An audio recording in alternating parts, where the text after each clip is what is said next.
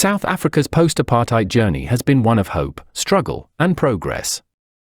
Emerging from the oppressive system of racial segregation, the nation faced tremendous challenges, deep-rooted inequality, poverty, and a fractured social fabric. Nelson Mandela's presidency laid the groundwork for reconciliation and healing, but the long road towards true transformation demanded more. Enter Jacob Zuma and Cyril Ramaphosa, two leaders with starkly contrasting styles and approaches, shaping the country's trajectory in distinct ways. Zuma, a charismatic figure with a populist appeal, rose to power in 2009. His focus was on expanding social welfare programs, aiming to address the immediate needs of the disadvantaged. However, his administration was plagued by allegations of corruption, culminating in the infamous state capture inquiry, a damning indictment of his leadership. Zuma's tenure also saw economic growth stagnate and unemployment climb, leaving many questioning the sustainability of his approach. In contrast, Ramaphosa, a seasoned negotiator and businessman, took over in 2018. He promised economic reforms, transparency, and renewed foreign investment. While facing his own scandals, like the still unfolding Phala Phala Farmgate controversy, Ramaphosa has undoubtedly navigated a choppy economic landscape, including the global pandemic. However, unemployment remains stubbornly high, and social inequalities persist. So, who did more for South Africa? Answering this question definitively is impossible. Both presidents left their mark, but with mixed results. Zuma's legacy is tarnished by corruption, but his social welfare programs provided much-needed assistance. Ramaphosa's focus on economic reforms has yielded some progress, but social inequalities remain a pressing concern. The true measure of their impact lies in the lived experiences of South Africans. Did Zuma's policies empower the marginalized, or did they breed an environment of cronyism? Did Ramaphosa's reforms translate into real opportunities for all, or did they benefit the already privileged? The answer, perhaps, lies somewhere in between, highlighting the complexities of their presidencies. Zuma's tenure, 2009 to 2018, witnessed an average annual GDP growth of a meager 1.5%, far below the pre-2009 boom of 5%.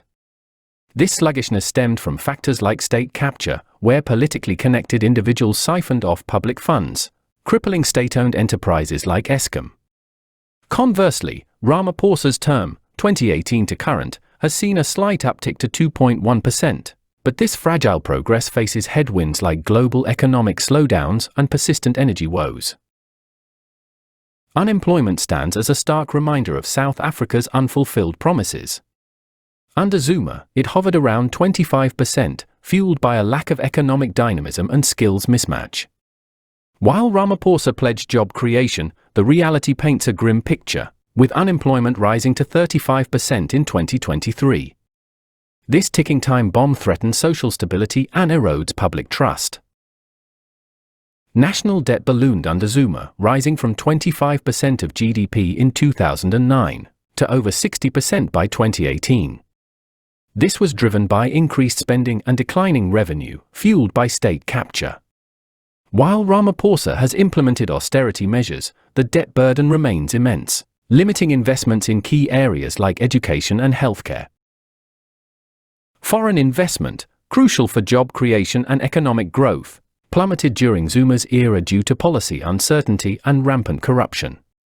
Ramaphosa has attempted to lure investors back with promises of reform and transparency, but progress has been slow, with foreign direct investment remaining subdued.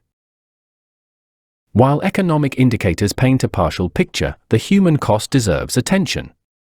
Poverty rates remain stubbornly high under Zuma, exceeding 25%. His administration's social grants program provided some relief, but critics argue it fostered dependency rather than empowering citizens.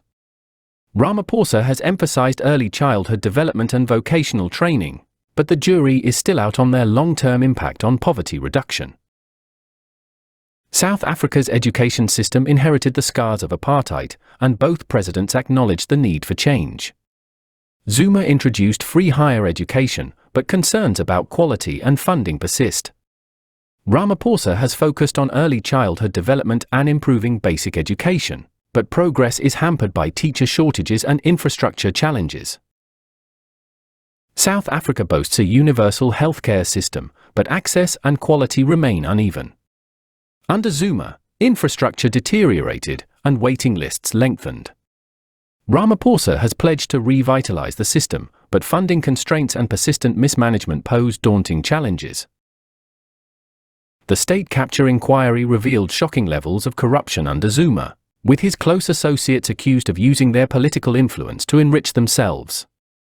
This tarnished South Africa's reputation and eroded public trust. Ramaphosa, tasked with cleaning up the mess, faces his own scandal with the Phala Phala farm gate allegations still under investigation. Both cases highlight the deep-rooted challenge of corruption in South Africa's political landscape. Zuma's presidency was marred by two major corruption scandals. The Nkandla homestead renovations, funded with public money for private purposes, and his alleged involvement with the bribery-laden Bosasa company. The state capture inquiry, still ongoing, continues to unravel the depths of his administration's corruption, leaving an indelible stain on his legacy. In 2012, the Marikana Platinum Mine witnessed a tragedy that deeply divided the nation. 34 striking miners were killed in a clash with police. Ramaphosa, then a non-executive director at Lonmin, the mine's owner, played a key role in negotiations leading up to the violence. The Farlam Commission's findings acknowledged his contribution to the escalation of tensions, highlighting the complex dynamics of power and responsibility. Both Zuma and Ramaphosa had to contend with the global pandemic. Zuma's initial hesitant response drew criticism, while Ramaphosa's stricter lockdown measures faced accusations of economic hardship and inequality. While both presidents faced challenges, comparisons are made difficult by the differing phases of the pandemic they presided over. Widespread social unrest erupted in July 2021 following the imprisonment of former President Zuma. Looting and violence swept across the country, exposing deep-seated frustrations with poverty and inequality. Ramaphosa's handling of the crisis, initially characterized by restraint but later escalating to a military deployment, sparked debate about the government's approach to dissent.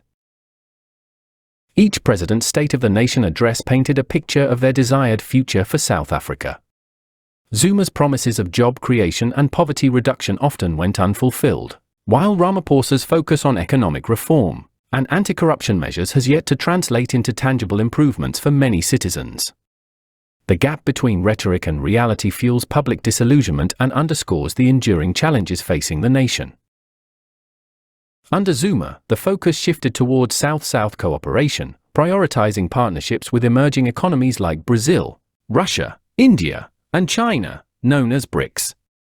This approach resonated with some who viewed it as a departure from the perceived neocolonialism of Western powers.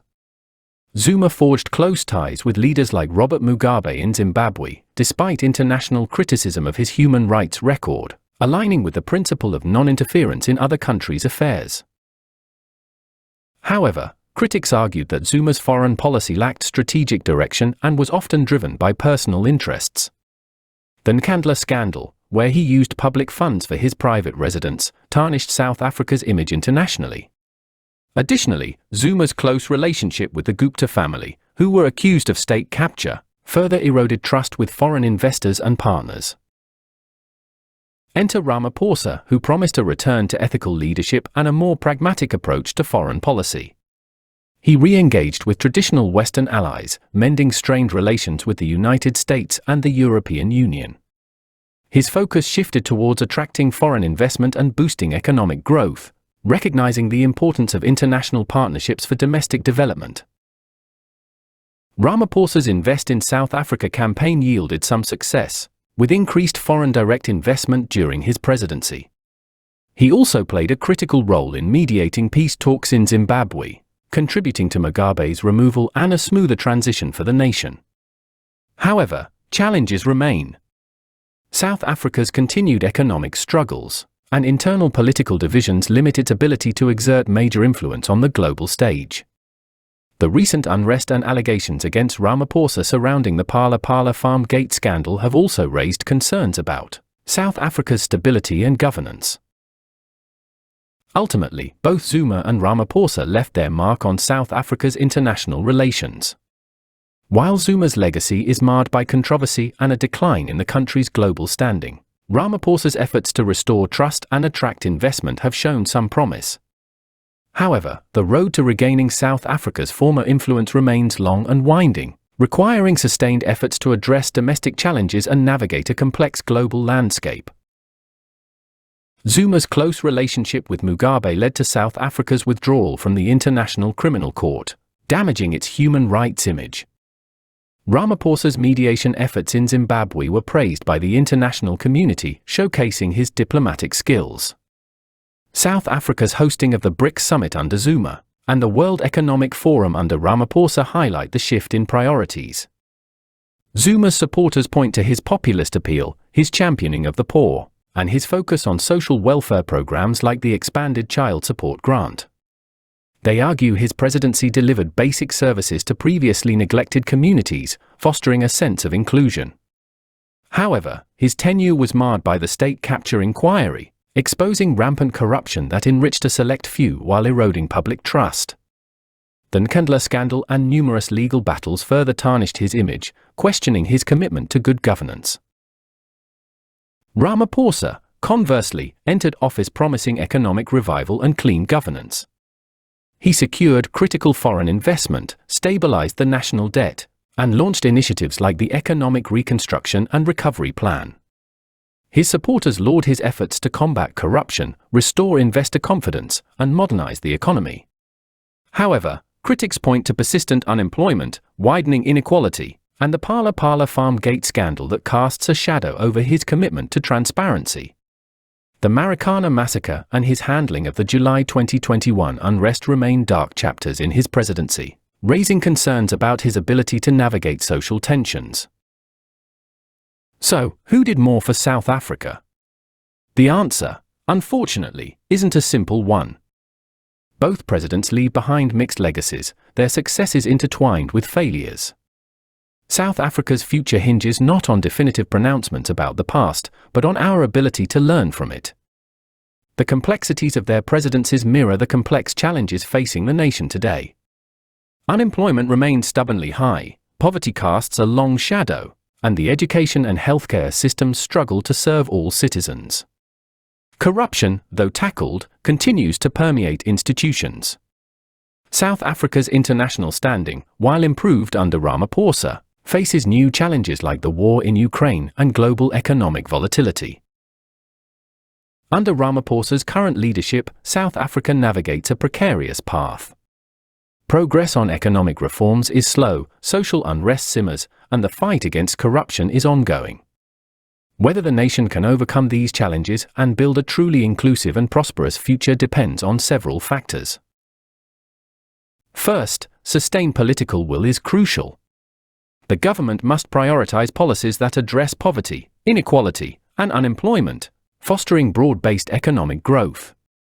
Tackling corruption effectively, beyond mere rhetoric, is essential to restore public trust and attract investment.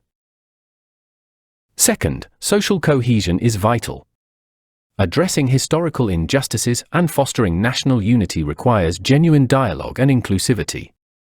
Investing in education and healthcare can empower marginalized communities and bridge the social divide. Finally, regional and global partnerships are key. Collaboration with neighboring countries and leveraging international support can bolster South Africa's economic growth and international standing. The road ahead for South Africa is far from easy. The legacies of Zuma and Ramaphosa offer valuable lessons, highlighting the need for effective governance, inclusive development, and unwavering commitment to tackling corruption. Whether the nation can seize the opportunities and overcome the challenges remains to be seen. The responsibility lies not just with the leadership, but with all South Africans, united in their vision for a brighter future. Thanks for watching. Please comment, like, share and subscribe.